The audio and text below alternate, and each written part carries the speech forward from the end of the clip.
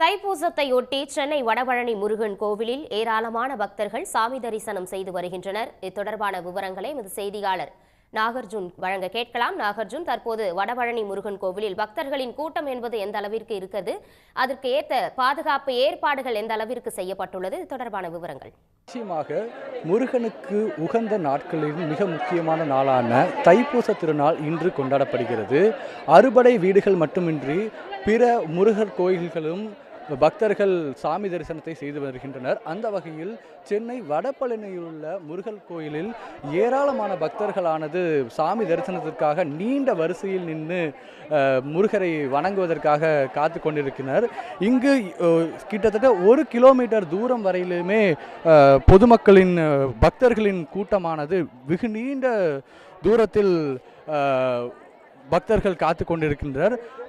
ஏற்பாட்டை பொறுத்த வரைக்கும் காவல்துறையினர் மிகுந்த பாதுகாப்புடன் மிகுந்த ஏற்பாடுகள் செய்து பக்தர்களுக்கு எந்தெந்த தேவைகள் வேணுமோ அது போன்ற வழியில் பக்தர்கள் எப்படி அவர்கள் கோயிலுக்குள் செல்வது போன்ற முக்கியமான பிரதான சாலைகளில் வழிகளை அமைத்து பாதுகாப்பு பணியிலும் ஈடுபட்டு வருகின்றனர். இங்கு கிட்டத்தட்ட 50,000க்கும் மேற்பட்ட பக்தர்கள் இங்கு வடபழனி முருகன் கோவிலில் வழிபாட்டிற்காக காத்து கொண்டிருக்கின்றனர்.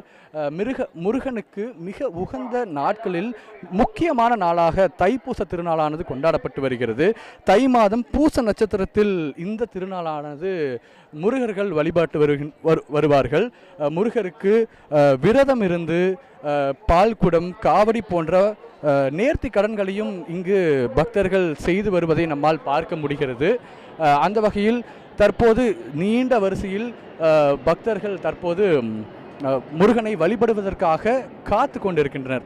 அதிகாலை முதலே இந்த வழிபாட்டிற்காக பக்தர்கள் நீண்ட வரிசையில் காத்து கொண்டிருக்கின்றனர்.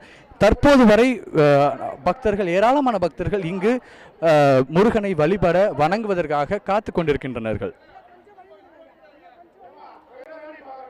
நாகார்ஜுன், தற்போது நம்மளால் நேரலை காட்சிகளை காண முடிகின்றது. கூட்டம் என்பது பக்தர்களின் கூட்டம் அலைமோதி காணப்படுகின்றது.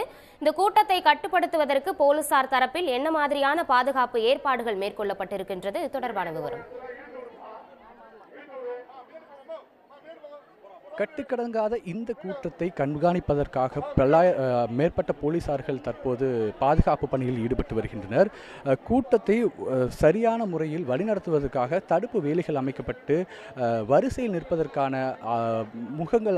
முகத்வாரங்கள் அமைக்கப்பட்டு அந்த ஒரு ஏற்பாடுகளும் அமைக்கப்பட்டு வரிசையில் எந்த ஒரு இடையூறும் இல்லாமல் பொதுமக்கள் முதியோர்களுக்கென சிறப்பு வழிகளும் அமைக்கப்பட்டு அந்த வகையில் ஏற்பாடுகள் போலீசார் தரப்பிலிருந்து